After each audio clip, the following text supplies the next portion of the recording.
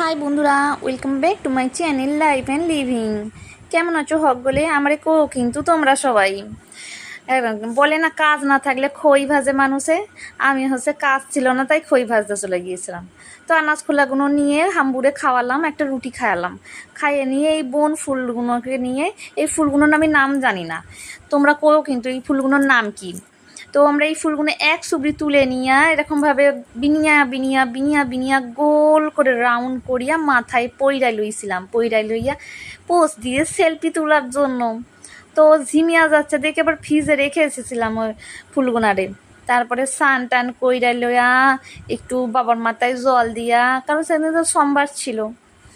তো এই দেখো এখানে পুজো করে নিচ্ছি, পুজো করে নিয়ে খাইয়া দাইয়া আমরা একটু সাজুগুজু করেছি, করেছি আমরা ফটোশ্যুট করবো বলে ভিডিও বানাই। এইদিকে ছাদে উঠেছি, দেখি না আমার মা চাল পড়েছে, চাল কুড়াতে গেছে দেখি না।